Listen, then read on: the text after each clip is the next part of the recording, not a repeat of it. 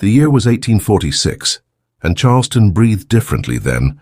The harbor was already awake before dawn, ships rocking gently against the docks like animals that had learned patience through long captivity. The smell of salt mixed with damp wood, tar, and something sour that never fully left the air. It clung to clothing, to hair, to memory. Men moved along the wharves with practiced efficiency, their boots striking planks worn smooth by decades of trade. Cotton. Bales were stacked like mute witnesses to wealth that did not ask how it was made. Further inland, the city rose in narrow streets and iron-lined balconies, its beauty carefully maintained and quietly deceptive. From a distance, Charleston appeared elegant, dignified, almost gentle. But closer inspection revealed that every brick, every ledger, every polite greeting rested on a structure that required suffering to remain standing. In those days, power did not shout. It did not need to. On Church Street stood a house that seemed to understand this better than most men. It was not the grandest estate in the city, nor the newest. Its bricks had darkened with age, and the iron railings along the steps bore faint distortions where hands had gripped them too tightly over the years. The windows were tall and narrow, designed to let in light while keeping eyes out. The house did not invite curiosity. It discouraged it. People passing by often slowed their steps without realizing why. Some felt unease, others felt respect. A few felt something closer to fear. None of them would have been able to explain the sensation, only that the house carried weight. Inside lived a man whose name had appeared in Charleston's records for more than 4 decades. His name was written in shipping manifests, property deeds, wills, and court documents. It appeared beside transactions involving land, warehouses, and people. Merchants spoke it carefully. City officials acknowledged it with restraint. Clerks straightened when they heard it spoken aloud. And among the enslaved population, it was known instinctively, passed quietly from one mouth to another like a warning. By 1846, the man was old. Age had not softened him, but it had marked him. His hair had thinned and turned pale, retreating from a forehead that had once been sharp and confident. His shoulders curved forward slightly, not from humility, but from the slow pressure of time. His hands trembled when lifting a glass, though they steadied when signing documents. His eyes, still sharp, had grown more calculating, as if he had learned that every remaining moment needed to be measured. He had outlived many of his contemporaries. Men who had once competed with him were buried in churchyards or remembered only through names carved into stone. Others had lost fortunes, reputations, or relevance. He remained older, slower, but present. And presence, he believed, was a form of power. He had not been born into Charleston's highest tier, but he had been born close enough to see it clearly. His father owned land and a modest number of enslaved workers, enough to ensure comfort but not dominance. From an early age, he learned the difference between surviving within a system and mastering it. He watched his father negotiate prices with the calm detachment of a man who understood leverage. He listened as visitors discussed shipments, harvests, and labor shortages, without ever mentioning the people whose bodies made those conversations possible. As a boy, he stood quietly at the edges of rooms, absorbing lessons no one thought they were teaching. He learned numbers before he learned mercy. At school, he excelled not because he loved learning, but because he understood utility. Reading was useful. Arithmetic was essential. Writing was power. Words on paper could turn land into ownership and people into inventory. He grasped this faster than most. By the time he reached adulthood, he had already decided what kind of man he would be. He would not rely on chance or inheritance alone. He would expand, acquire, consolidate, and most importantly, he would control. Charleston offered opportunity to men like him. The city thrived on trade, and trade thrived on predictability. Ships needed cargo, warehouses needed filling, fields needed labor. The system rewarded those who could ensure consistency, those who could produce results without interruption. Human suffering was simply one of the costs, rarely discussed and never questioned by those who benefited. He entered business carefully, starting with small investments in shipping interests. He learned which captains delivered on time and which cut corners. He learned which plantations overextended themselves and which could be pressured into selling land or labor. He learned how debt could be weaponized. When his father died, he inherited land and people. He did not mourn long. Within months, he reorganized operations, increasing output and reducing what he considered inefficiency. Workdays lengthened. Rations were adjusted. Punishments became more precise. Not more frequent at first, but more deliberate. He believed cruelty, when applied strategically, created obedience that lasted. He told himself this was rational. As his wealth grew, so did his influence. He purchased additional enslaved workers not with sentiment, but with calculation. Younger bodies were stronger. Families, when kept together just long enough, produced compliance. Separation, used selectively, created fear that spread faster than any whip. By his 40s, he owned enough land and labor to be considered a serious figure in Charleston society. He hosted dinners where conversations flowed easily around fine tables. He contributed to civic projects. He attended church regularly, sitting in the same pew each Sunday. His public image was carefully maintained, disciplined, respectable, reliable. What happened on his properties was rarely discussed. Those who worked under him learned his habits quickly. He did not rage. He did not shout without reason. His displeasure was quieter, and therefore more dangerous. A look, a delay, a decision made without explanation. People disappeared from one property and appeared on another, or not at all. By the time he reached old age, his authority felt permanent. Even as his body weakened, the system he had built continued to function. Overseers carried out his expectations. Account books were delivered regularly. Profits arrived with dependable rhythm. He took comfort in this, believing that control, once established, could outlast the man who created it. But age has a way of changing the terms. It begins subtly, a missed step, a name forgotten momentarily, a night spent awake with pain that refuses to explain itself. At first, he dismissed these signs as inconveniences. He had outworked younger men for years. He assumed he would outlast weakness as well. Then came the silences. Rooms that once felt full began to feel empty. Conversations grew shorter. Decisions required more effort. He noticed how often people spoke for him rather than to him. He noticed how servants lingered a fraction of a second longer before responding, gauging his mood, his strength. For the first time, he felt something unfamiliar. Not fear, but uncertainty. He spent more time alone in his house on Church Street, sitting near windows that overlooked the street. From there, he watched the city move without him. Carriages passed. Merchants walked by discussing deals he no longer managed personally. The world continued, indifferent to his presence. At night, sleep came unevenly. Memories surfaced without invitation. Faces he had not thought about in years appeared in his mind with unsettling clarity. Moments he had dismissed as necessary now lingered longer than he liked. He told himself this was simply the mind misfiring with age. He did not yet understand that something else had begun. Charleston in 1846 still saw him as powerful, still deferred, still respected his name. But power, when stripped of youth and certainty, begins to behave differently. It turns inward. It demands reassurance. And slowly, without announcing itself, old age started taking things from him. Not all at once. Not visibly, but methodically.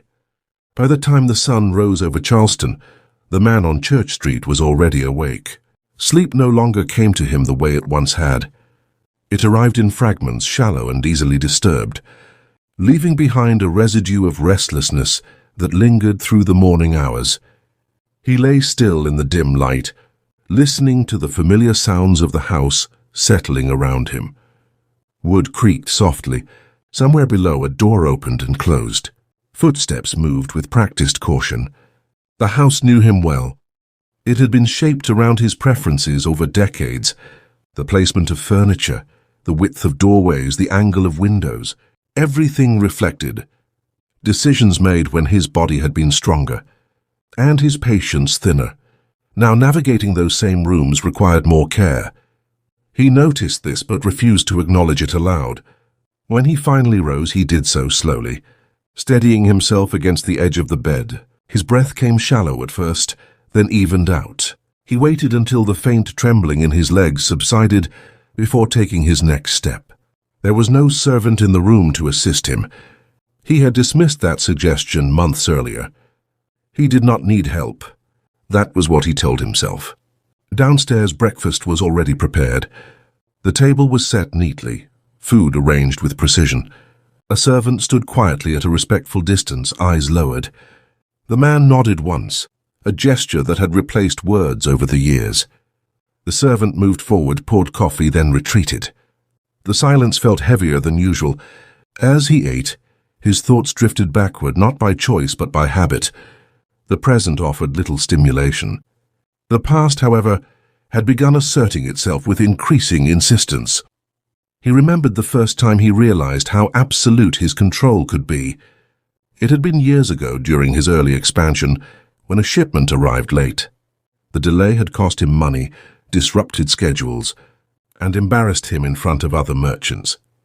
He traced the problem quickly to a plantation under his oversight, where the overseer had grown lax and the workers had slowed their pace. He traveled there himself. The journey was uncomfortable, the roads rough, but his irritation sharpened his resolve. Upon arrival, he did not shout. He did not threaten. He simply stood before the assembled workers and spoke calmly about expectations. Then he ordered one family separated. No explanation. No negotiation. The effect had been immediate and lasting. Productivity increased. Discipline tightened. Word spread. He learned then that punishment did not need to be frequent to be effective. It only needed to be memorable. That lesson became a foundation. As years passed, he refined his methods. He learned which fears worked best on which people. He understood that hope could be manipulated just as easily as terror. Promises of lighter work, of privileges, of staying together were tools no less powerful than whips. He convinced himself that he was simply efficient. Charleston rewarded efficiency. His reputation grew alongside his holdings. When disputes arose, people sought his opinion. When investments were considered, his involvement was treated as a guarantee. He sat on committees, advised younger businessmen, and shaped decisions that affected entire neighborhoods. And always beneath the respectability, there was the quiet reality of lives constrained by his choices. He rarely visited his plantations in later years. Distance allowed abstraction. Numbers on paper replaced faces. Reports summarized outcomes. As long as profits remained steady, he saw no reason to intervene. But age has a way of narrowing the world. As his physical reach diminished, his mental focus intensified. He obsessed over details he once delegated. He questioned reports more aggressively. He summoned overseers more frequently, interrogating them with a sharpness that surprised even himself. They noticed the change. Where once he had been confident and decisive, he now seemed restless. Where once his authority felt natural, it now required reinforcement. He interrupted conversations. He corrected minor errors harshly. He lingered on matters that no longer required his attention.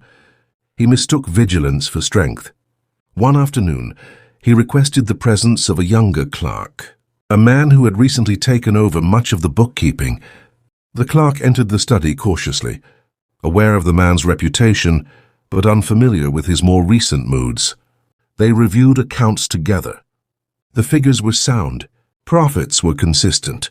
There was nothing to correct, and yet the man felt dissatisfied. He questioned the clerk repeatedly, pressing him on margins, on projections, on contingencies that might never materialize. The clerk answered carefully, respectfully. Still, the man's irritation grew. Finally, he dismissed the clerk with a sharp wave of his hand. Left alone, he sat back heavily in his chair. His chest tightened briefly, a sensation that startled him. He waited, breathing slowly until it passed. When it did, he felt anger rather than relief. His body, like everything else, was beginning to resist him. Outside the house, Charleston continued its routines. Church bells rang. Carriages moved through the streets. Conversations flowed in shops and offices. The city did not pause for aging men, no matter how powerful they had once been. He became more withdrawn. Social invitations went unanswered. Dinners were declined. He justified this as practicality. There was no need for appearances anymore. His position was secure, or so he believed. In truth, isolation crept in unnoticed. The fewer people he saw, the more his thoughts circled inward. Memories resurfaced more frequently. No longer content to remain buried beneath years of justification, faces emerged with unsettling clarity. A woman clinging to her child. A man staring straight ahead as chains were fastened. A voice pleading softly before being silenced. He told himself these were distortions of age, but they did not feel imagined. At night he sometimes rose from bed and wandered the halls. The house, once a symbol of stability, now felt cavernous. Shadows stretched along the walls, shaped by candlelight and memory. He paused often, resting against furniture, listening to his own breathing. In those moments, control felt distant. One evening, a letter arrived from one of his properties. The handwriting was formal, restrained. It detailed an incident involving resistance among the workers, a refusal that had escalated beyond routine correction. The overseer requested guidance. He read the letter twice. In the past, he would have responded immediately, issuing clear instructions.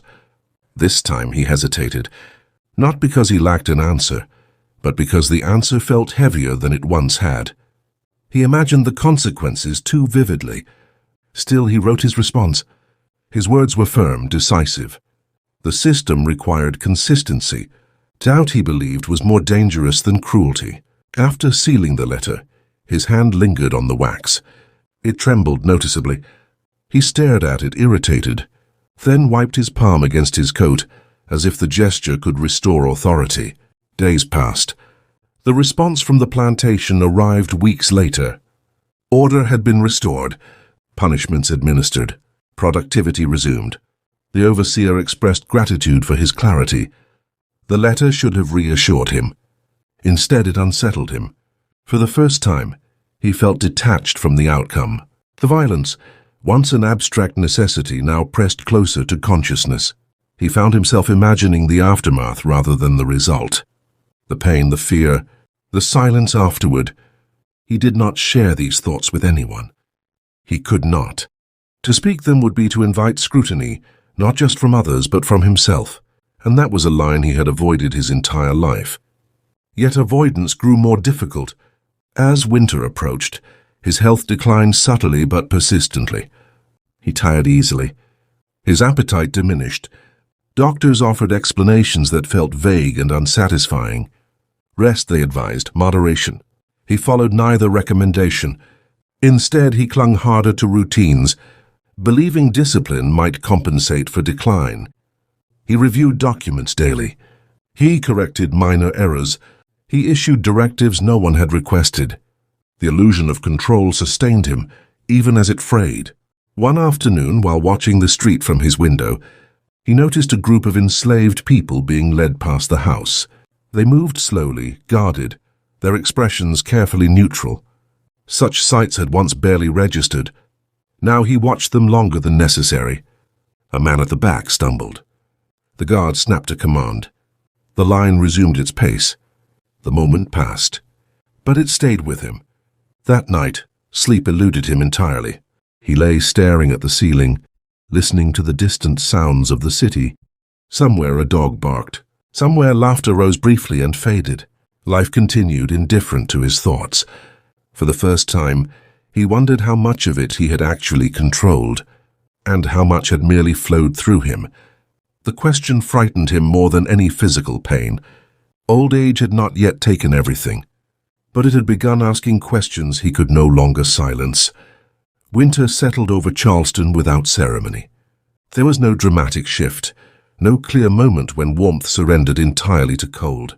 Instead, mornings arrived sharper, evenings darker, and the spaces between them felt narrower. The harbor fog lingered longer than usual, clinging to the docks and drifting into streets as if the sea itself were trying to reclaim the city, piece by piece. From his window on Church Street, the old man watched it all with growing detachment. He had stopped marking the days precisely. Weeks blurred together, distinguished only by small disruptions in routine. A missed meal, a delayed letter, a pain that lingered longer than expected.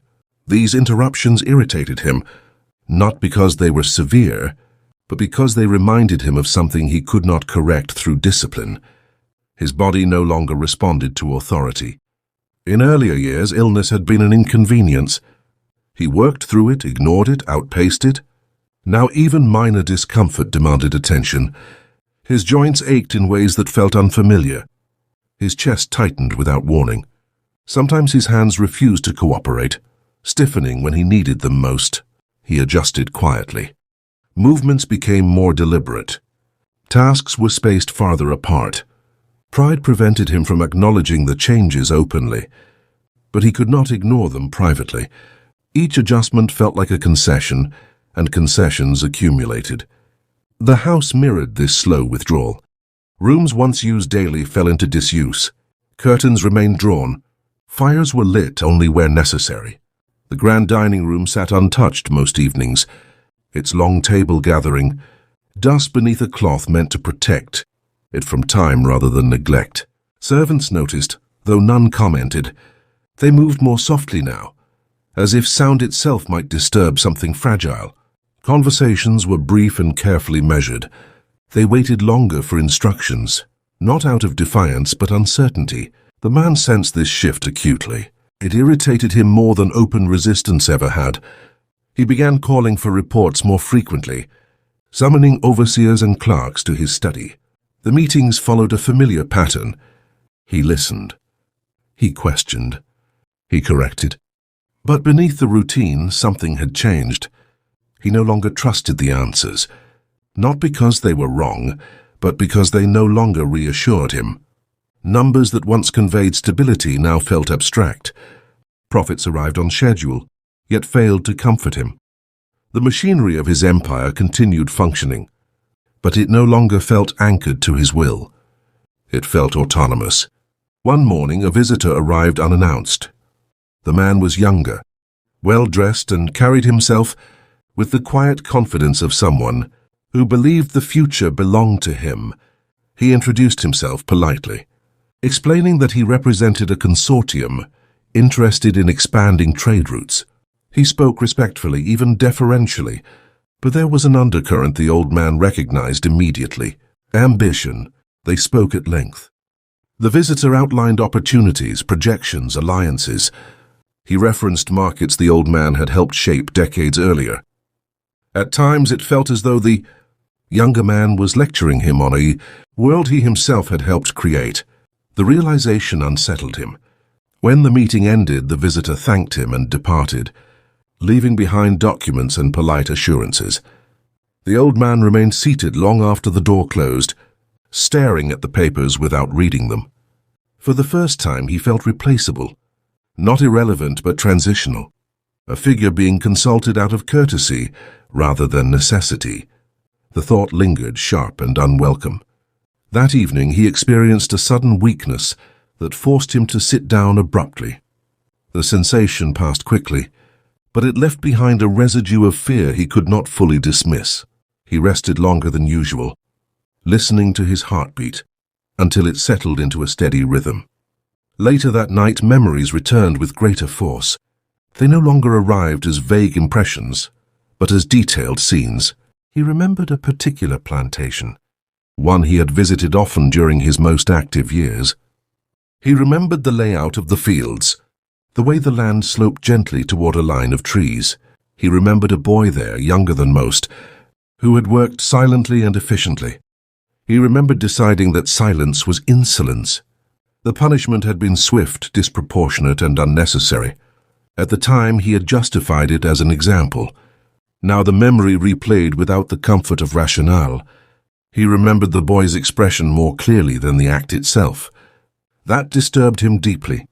He rose from bed and paced the room slowly, his movements cautious. The house felt different at night, less solid, more prone to echo. Each footstep sounded louder than it should have. He stopped before a mirror. The man staring back at him was unfamiliar. His face sagged in places it never had before. Lines carved by years of command now looked more like wear. His eyes, once sharp and assured, carried a restlessness he did not recognize. He looked away. The next day, he ordered a visit to one of his properties. The decision surprised his staff. He had not traveled in months. Preparations were made quietly, efficiently. A carriage was arranged. Supplies gathered. The trip was framed as routine, though everyone involved understood it was anything but. The journey was uncomfortable. The roads were rougher than he remembered. Each jolt sent pain through his joints.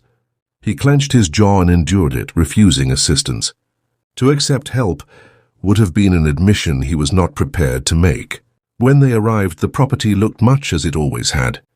Fields stretched out under the pale winter sky. Workers moved steadily, their motions practiced and restrained. Overseers watched closely. Order prevailed. And yet something felt different.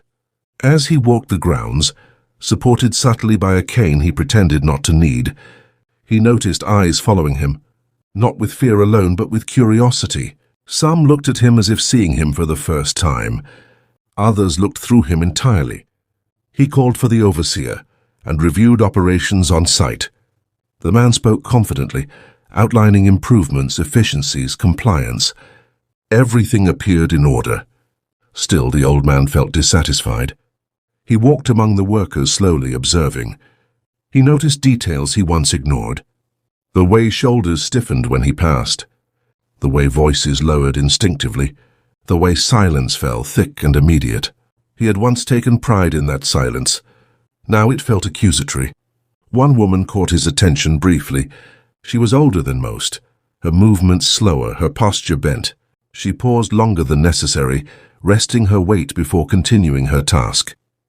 The overseer moved to correct her. The old man raised a hand, stopping him. The gesture surprised them both. He stared at the woman for a moment, searching for something he could not name. Recognition flickered briefly. He could not place it, but the familiarity unsettled him. Finally, he turned away. The visit accomplished nothing tangible. Reports were satisfactory. Discipline maintained. Productivity acceptable. And yet, the return journey felt heavier than the arrival. Back on Church Street, his condition worsened. The exertion took its toll. He developed a persistent cough that refused to subside. His appetite dwindled further. Sleep became erratic, filled with dreams that blurred into waking memory. Doctors were summoned. They spoke in careful terms, avoiding absolutes. Rest was again advised. Less strain, fewer concerns. Their words irritated him. They offered no solutions, only boundaries. He ignored most of their recommendations. As days passed, his world contracted further. Letters piled unanswered. Invitations went ignored. Decisions were delayed. The machinery of his affairs continued, but increasingly without his direct involvement. That loss of immediacy frightened him more than illness. One afternoon, a letter arrived bearing unfamiliar handwriting. It was brief, respectful. It referenced an incident from years earlier, a separation that had left consequences unresolved. The writer did not accuse. He did not threaten. He simply described the outcome plainly, without embellishment. The old man read the letter once, then again. By the third reading, his hands shook noticeably. He set the letter down carefully as if it might break. The past was no longer content to remain distant. It was drawing closer, demanding recognition rather than justification. Each memory felt heavier than the last, not because it revealed something new, but because it stripped away the protections he had relied on for so long. For decades, he had believed that time validated his choices, that survival equaled correctness, that longevity proved righteousness. Now time seemed to be doing something else entirely. It was removing his defenses one by one. He began to understand dimly that control had always been conditional, dependent on strength, clarity, distance. Without those, authority hollowed out, leaving only the weight of decisions once made. Old age did not confront him loudly. It waited. And with each passing day, it took something else from him. Spring arrived in Charleston reluctantly, as if uncertain whether it was welcome. The chill loosened its grip in uneven intervals. Some mornings brought warmth that felt almost forgiving, while others retreated, back into cold dampness that settled into bones and refused to leave. The city adjusted as it always had, indifferent to the discomfort of individuals. Windows opened. Market stalls returned. Church bells rang with renewed clarity. Inside the house on Church Street, the old man felt none of it. His days had begun to fold inward, shaped less by the world outside and more by the limitations of his own body. Rising from bed required careful planning now. He sat first, waited, breathed through the dizziness, then stood. Each movement felt like a negotiation rather than a command. He hated that. The study, once the center of his authority, had grown cluttered. Papers lay untouched. Letters remained unopened. Documents waited for signatures that arrived late or not at all. Clerks no longer pressed for immediate responses. They had learned to wait. That waiting felt like judgment. He noticed how often people spoke in softer tones around him, how frequently conversations ended with assurances rather than conclusions, how often decisions were framed as suggestions rather than directives. They believed they were being considerate. He experienced it as erosion. One afternoon, he attempted to review a set of accounts that should have been routine. The numbers blurred together. He reread the same paragraph repeatedly, without absorbing its meaning. Frustration mounted quickly, disproportionate and sharp. He slammed the ledger shut. The sound echoed through the room louder than intended. A servant appeared at the doorway almost immediately, eyes lowered, posture rigid. He dismissed them with a gesture. Alone again, he sat heavily, his breath shallow. His chest tightened, not painfully but insistently. He waited for the sensation to pass, staring at the wall opposite his desk. When it did, it left behind a hollow awareness. He was no longer the man who could dominate a room simply by entering it. That evening, he made an uncharacteristic decision. He asked for company. A formal dinner invitation was sent to a small group of associates, men who had known him for years. The event was framed as routine, an opportunity to reconnect, to discuss matters of mutual interest. In truth, he sought reassurance. The dinner was prepared meticulously. Candles were lit, silver polished. The dining room, dormant for months, was restored to its former purpose. When the guests arrived, they greeted him with respect, their manners impeccable. But something was off. Conversation flowed, but not around him. He contributed where he could, but his voice lacked its former weight.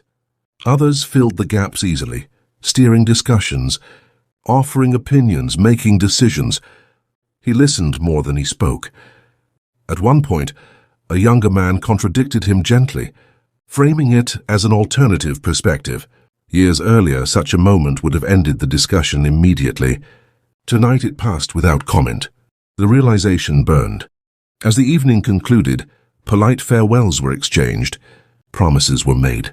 The guests departed, leaving behind empty glasses and a silence that felt heavier than before. The reassurance he had sought did not arrive. Instead, he felt exposed. In the days that followed, his health declined more noticeably. The cough deepened. His strength waned. Walking from one room to another left him fatigued. Doctors were summoned again, their expressions more guarded than before. They spoke of balance, of acceptance, of limits. He dismissed them outwardly, but their words lingered. Acceptance was not a concept he had ever embraced, yet it began forcing itself into his thoughts in unwelcome ways, not as surrender, but as inevitability. He could feel it in his joints, in his lungs, in the way his mind tired more quickly than it once had. At night, dreams became more vivid. They were no longer abstract impressions, but structured recollections. Scenes replayed with clarity he could not suppress. He saw places long gone, people long removed from his daily awareness. One dream returned repeatedly. He stood in a field at dusk, the sky heavy with the promise of rain. Rows stretched endlessly before him. People worked silently, their movements synchronized. He tried to speak, to issue a command, but no sound emerged. They continued without acknowledging him. He woke from these dreams unsettled, his heart racing. During waking hours, the letter from weeks earlier resurfaced in his thoughts. He retrieved it from where he had hidden it, unfolding it carefully. The words remained restrained, factual. There was no accusation, no appeal, only consequence. He read it slowly, line by line. For the first time, he considered responding. The thought surprised him. What would he say? An explanation? An apology? A denial? Each option felt inadequate, either dishonest or irrelevant. The harm described could not be undone by words. He set the letter aside again, unsettled. As spring deepened, he received news that further unsettled him. A property he had once managed directly was being sold. The decision had been made without his input. He summoned the responsible parties immediately. His tone sharp, his authority asserted. They responded respectfully, explaining the rationale, the timing, the benefits. They assured him his interests had been considered. It was all true. That did not ease his anger. He realized then that his control had become symbolic rather than functional. Decisions were made in his name, not by him. His presence was honored, but no longer required. The realization cut deeper than any physical pain. He spent hours sitting by the window, watching the street below. He observed people he did not know, living lives untouched by his influence. The city felt larger than him now, less contained. Occasionally his gaze lingered on groups of enslaved people moving under supervision. He watched them longer than he once would have, not with sympathy exactly, but with a growing sense of awareness. They continued regardless of his condition. That awareness followed him into memory. He began recalling moments he had once dismissed entirely, decisions made quickly, orders given without reflection, consequences observed and then forgotten. Now they returned with uncomfortable persistence. He remembered a woman separated from her husband to satisfy a sale. He remembered a man punished publicly to discourage dissent. He remembered a child taken from familiar surroundings and relocated without explanation. At the time, each decision had felt justified, even necessary. Now they felt cumulative. He found himself wondering how many lives had been altered irreversibly by choices he barely remembered making. The scale of it unsettled him. For the first time, he considered not just individual acts, but the pattern they formed. The thought exhausted him. One afternoon, as he struggled to cross the study, his legs gave way unexpectedly. He fell hard, the impact knocking the breath from his lungs. He lay there, stunned, unable to rise immediately. A servant rushed in, alarmed. For a brief moment, he considered ordering them away. Instead, he accepted their help. The humiliation lingered long after the pain subsided. That night he sat awake, replaying the moment repeatedly. Not the fall itself, but the instinct to refuse assistance, and the realization that refusal would have left him helpless. It was an uncomfortable parallel. For decades he had refused to acknowledge the humanity of those he controlled, believing dependence made them weak. Now dependence was his reality. The irony did not escape him. Yet even now his thoughts stopped short of remorse. What he felt was not guilt, but disturbance. A shifting of perspective forced by circumstance rather than conscience. He was not yet ready to condemn himself. But the foundations were cracking. Old age was not punishing him dramatically. It was dismantling him slowly, removing the structures that had protected him from reflection. With each loss of strength, each erosion of authority, he was left more exposed to the weight of his own history. And that history was no longer silent. It pressed in on him from all sides, demanding attention, refusing to remain buried beneath habit and justification. The city outside continued to thrive, unconcerned with his decline. Inside the house on Church Street, a man who had ruled lives for decades began to understand something he had avoided his entire life. Power once lost does not disappear quietly. It leaves behind questions. Questions he could no longer outrun. Summer came early that year, pressing itself into Charleston with a weight that felt almost deliberate. Heat gathered in the streets before midday. settling between buildings and refusing to move. The air grew thick, heavy with moisture and the smells of the harbor. People adjusted their routines instinctively, rising earlier, resting longer, conserving energy where they could. The city adapted as it always had. The old man did not. The warmth aggravated his condition, draining what little strength he still possessed. Breathing became more difficult. Sweat collected easily, leaving him uncomfortable and irritable. He retreated further into the house, closing shutters against the glare, relying on shade and stillness to endure the days. His world narrowed to a few rooms. The study, the bedroom, a small sitting area near the window where he spent hours watching the street below. Time lost its structure. Meals arrived and departed without distinction. Days blurred together, punctuated only by discomfort and thought. Thought had become unavoidable. He no longer reviewed accounts regularly. Letters arrived, were opened, then set aside. Decisions were deferred or made by others. He told himself this was temporary, a period of rest before reassertion. But deep down he sensed the truth. This was not a pause. It was a withdrawal. His mind, no longer occupied with constant oversight, turned inward with unsettling intensity. Memories surfaced unprompted, unfiltered. He could not suppress them through distraction or authority. They came as they wished, demanding attention. One afternoon, he found himself recalling a transaction from decades earlier. It had seemed insignificant at the time. A routine sale, executed efficiently, a family divided to satisfy a buyer's preferences. He had signed the document without hesitation, moving on to the next matter. Now the memory expanded beyond the paper. He remembered the hesitation in the room, the silence that followed his decision, the way one of them had looked at him, not pleading, not defiant, but searching, as if trying to understand how another human could decide something so final with such indifference. He shifted uncomfortably in his chair. At the time, he had told himself that hesitation was weakness. That clarity was necessary. That order depended on decisiveness. Now those explanations rang hollow. The memory did not accuse him. It simply existed. That, he realized, was what made it unbearable. As days passed, similar recollections accumulated. They did not arrive dramatically, but persistently. Each one stripped away a layer of abstraction, replacing numbers and policies with faces and moments.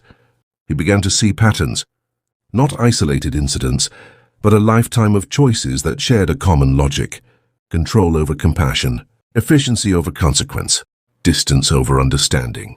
The realization did not arrive as guilt. It arrived as recognition. One evening, unable to tolerate the heat inside, he asked for the shutters to be opened. The late sun spilled into the room, illuminating dust particles suspended in the air. Outside, the street was active despite the warmth.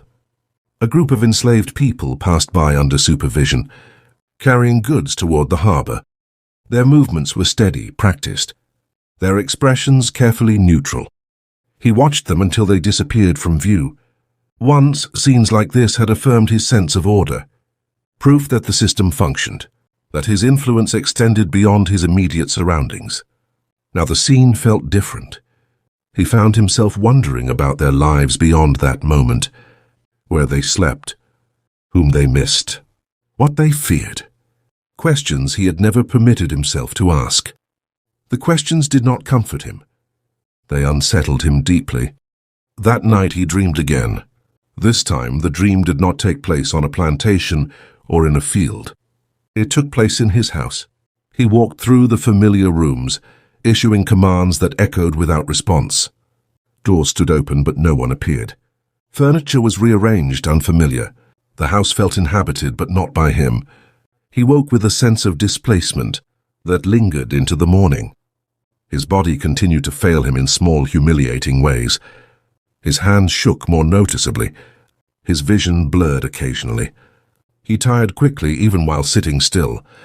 Each symptom reinforced the same conclusion. Time was no longer neutral. Doctors were summoned again, more out of obligation than hope. They spoke carefully, their language measured and restrained. There was concern, they admitted. There were limits. Comfort could be managed. Recovery was not guaranteed. He listened in silence. When they finished, he dismissed them with a nod. Alone, he sat staring at the wall, absorbing the implications. For decades, he had structured his life around expansion. More land, more labor, more control. The idea of contraction felt alien, yet contraction was all that remained. In the following weeks, he began sorting through old papers. The task was framed as organization, but it quickly became something else. He opened drawers that had not been touched in years. He unfolded documents yellowed with age.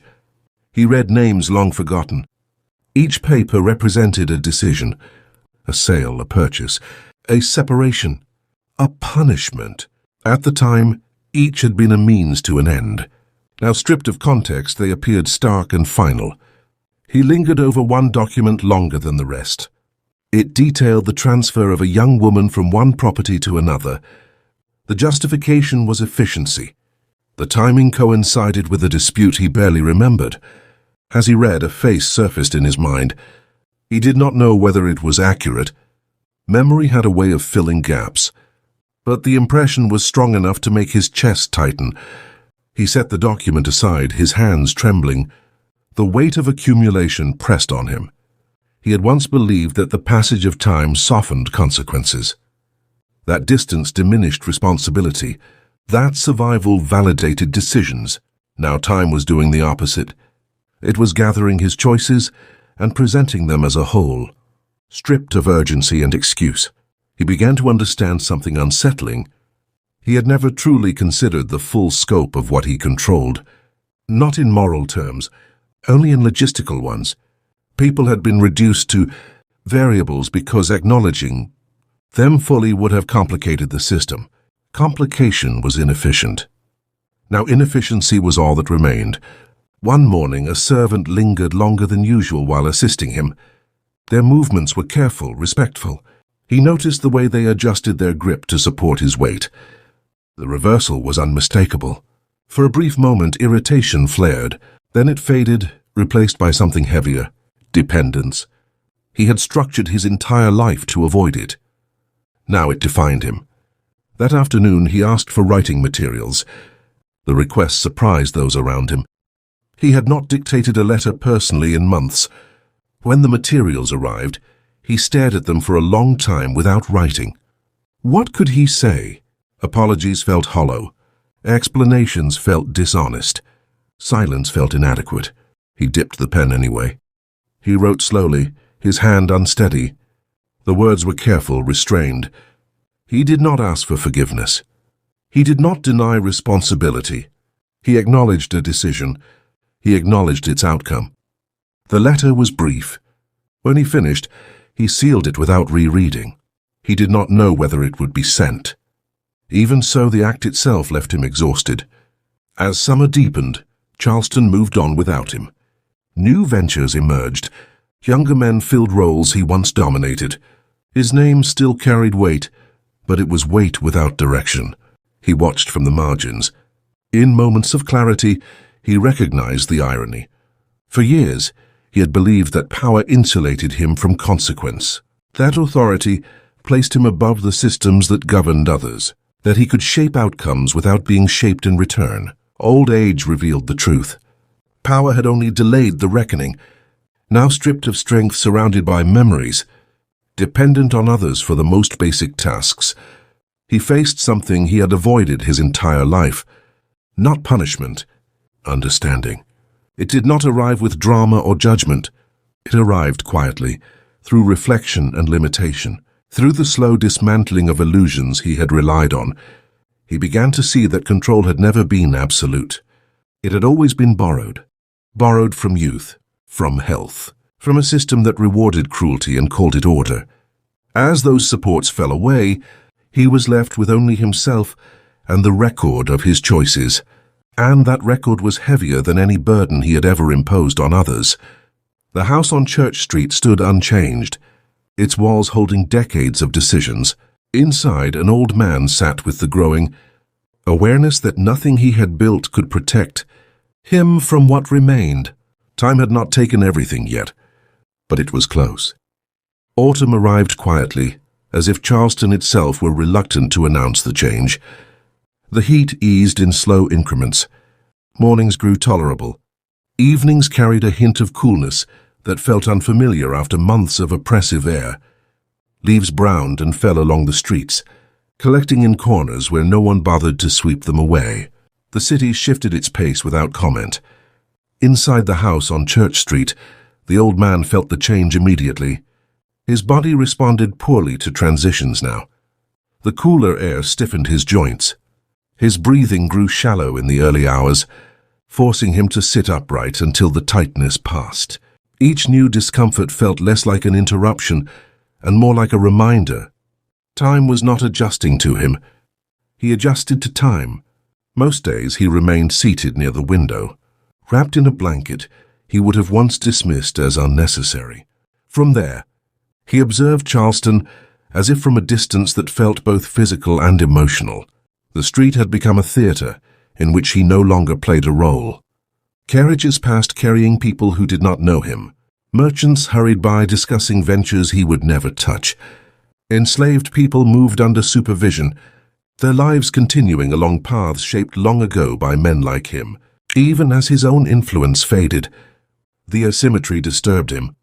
He had always believed that power faded symmetrically, that as a man weakened, his reach diminished proportionally. What he was witnessing contradicted that belief. His body declined rapidly. The system he had helped sustain did not. That realization haunted him more than any memory. His days were now punctuated by moments of confusion. Names escaped him briefly, then returned. Familiar faces blurred together. Sometimes he forgot why he had summoned someone, only remembering halfway through the conversation. Each lapse felt like a personal betrayal. He grew irritable, not outwardly, not with the sharpness of earlier years, but inwardly, where resentment simmered without release. He resented his body. He resented the house that confined him. He resented the city that no longer required his attention. Most of all, he resented the clarity. Understanding, once arrived, did not leave. He found himself thinking often about legacy. For decades, he had assumed it would take care of itself. Wealth ensured remembrance. Property ensured relevance. His name etched into records, buildings, and documents would persist. Now that assumption felt naive. He understood belatedly that records did not remember suffering. They catalogued transactions. They preserved ownership, not consequence. His legacy, as it existed on paper, was incomplete, and what remained unrecorded troubled him deeply. One afternoon, he asked to be taken to the garden behind the house. The request surprised his attendants. He had not stepped outside in weeks. Preparations were made carefully. He was wrapped in layers, assisted slowly through the door and down the steps. The garden was modest but well kept. Plants trimmed, paths cleared. It had once been a point of pride, a space where he entertained guests and demonstrated refinement. Now it felt smaller. He sat on a bench, breathing in the air, listening to distant sounds of the city. For a moment there was relief. The openness eased the pressure in his chest. Then the memories came.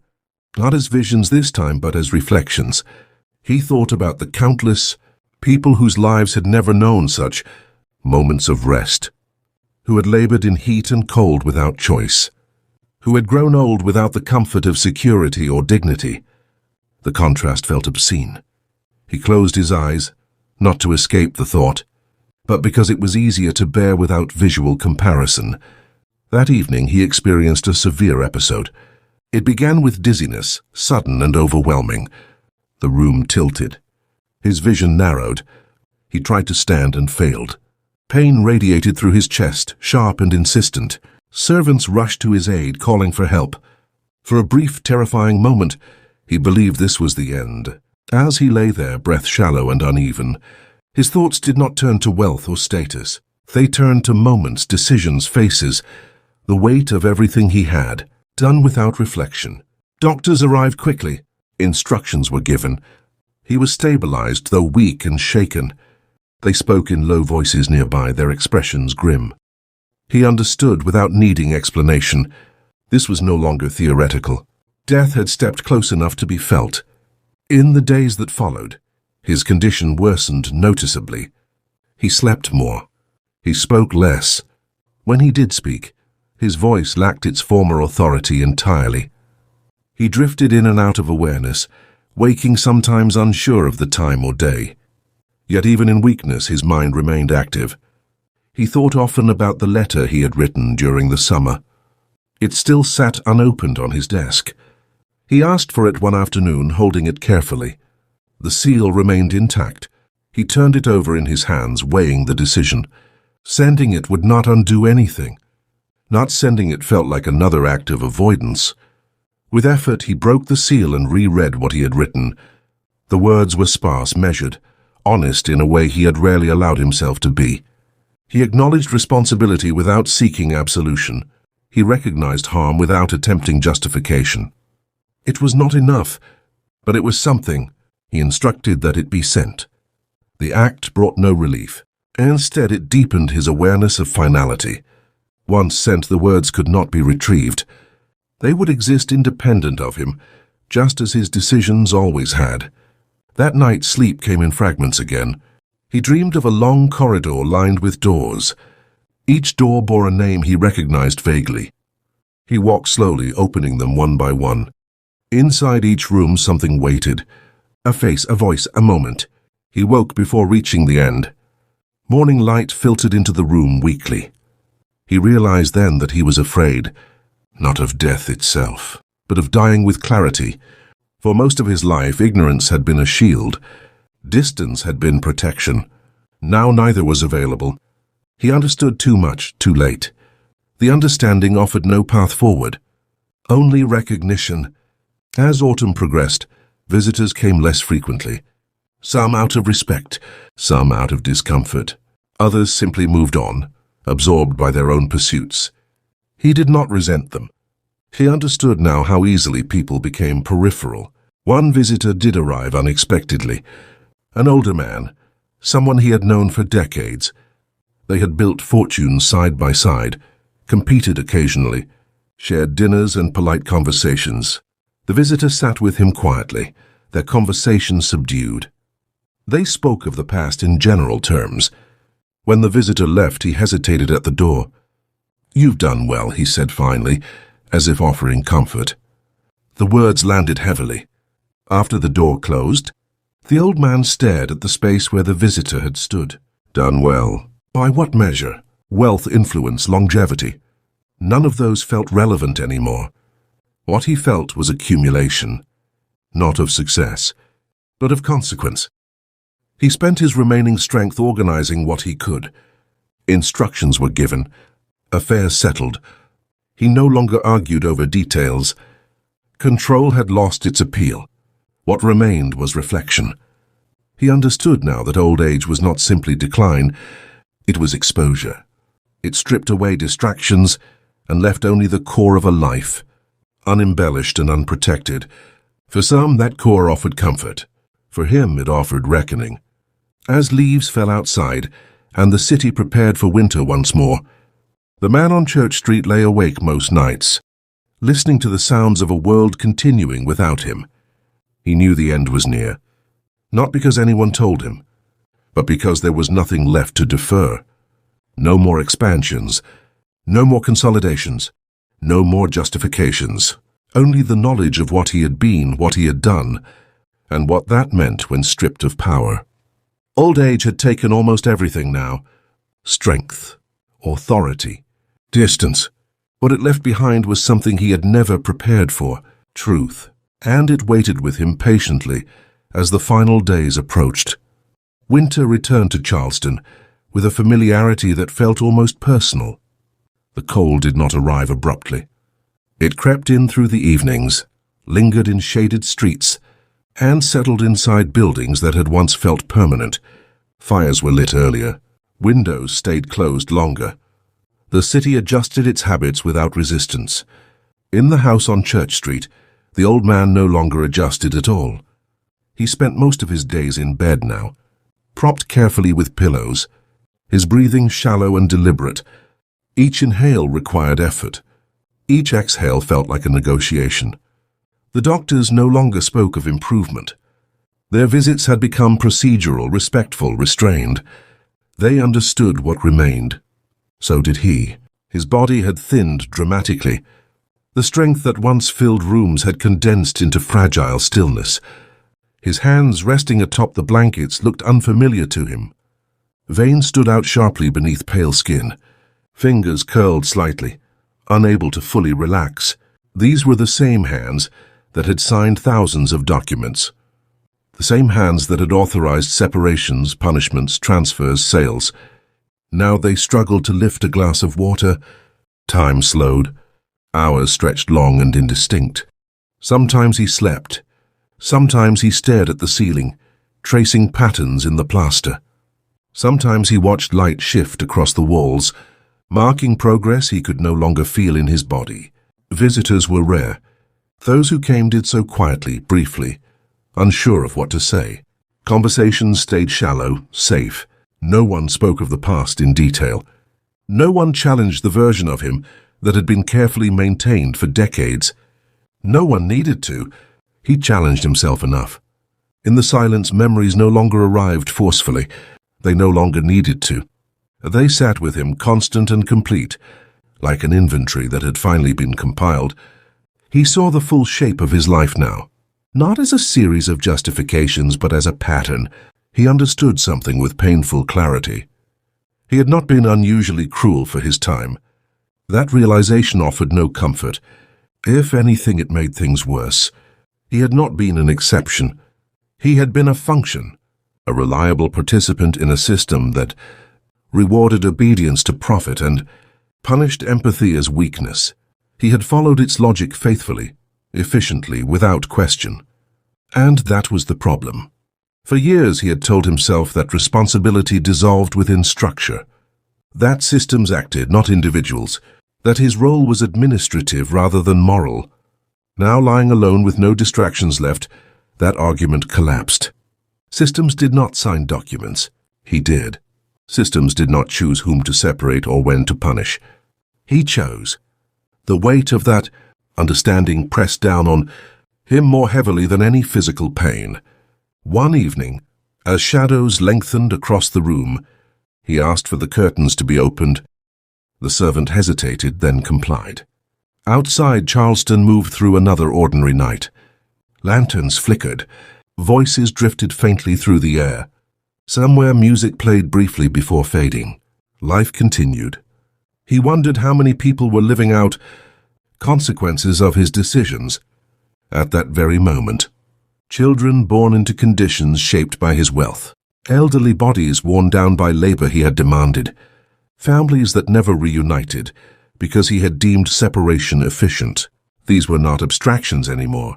They were realities that outlived him. The thought brought a tightening to his chest, sharper than usual. He closed his eyes and focused on breathing until it passed. Later that night, he drifted into a shallow sleep. He dreamed again. This time there were no fields. No houses, no corridors. There was only a long table. Documents stretched across it endlessly, stacked in careful order. Each one bore his signature. He moved along the table slowly, reading them one by one. With each document, the room grew quieter. Eventually, there were no voices at all. He woke with tears in his eyes. Not from fear, from recognition. In the following days, his awareness sharpened strangely, even as his body weakened further. He spoke little, conserving energy, but when he did speak, his words were deliberate. He asked for certain documents to be reviewed again. He confirmed arrangements he had previously ignored. He gave instructions without argument. Control at last had lost its appeal. What mattered now was alignment, not with reputation, but with truth. On the morning it happened, the house was unusually quiet. No visitors were expected. The fire burned low. Light filtered weakly through the window. He lay still, breathing shallowly, eyes half open. A servant entered softly to check on him. For a moment they thought he was asleep. Then his eyes focused. He did not ask for water. He did not ask for help. He asked a question. It was spoken quietly, without accusation or expectation. Did any of them ever forgive me? The servant froze, unsure how to respond. They did not answer. They could not. The old man seemed to understand immediately. He nodded once faintly, as if confirming something he already knew. Forgiveness had never been guaranteed. Not then. Not now. His breathing slowed further. Each breath became more spaced, more fragile. His gaze drifted toward the window, where light fell across the floor. In that moment there was no dramatic revelation. No absolution, only stillness. He died quietly, without witnesses, without ceremony, without power. News of his death spread through Charleston efficiently, not dramatically. Merchants noted it. Clerks updated records. Properties changed hands. Assets were redistributed. His name was entered into ledgers one final time. A life reduced to documentation. The house on Church Street stood unchanged. Its bricks remained darkened by age. Its iron railing still bore the marks of countless hands. People continued to pass by, some aware of its history, most indifferent. The city absorbed his absence without pause. For those who had benefited from his power, his death was a footnote. For those who had suffered under it, it changed nothing. That was the final truth. Old age had not taken everything from him. It had taken his illusions, his strength, his authority, his ability to hide from consequence. What remained at the end was understanding. And understanding, when it arrives too late, is not redemption. It is punishment, because it allows a man to see clearly what he has done without granting him the time or power to undo any of it. He had lived long enough to understand. And that was the punishment. If you want stories like this to continue, stories that do not rush, that do not soften the past, and that force uncomfortable truths into the open, make sure you subscribe to the channel. These are not stories meant to entertain quickly. They are meant to stay with you.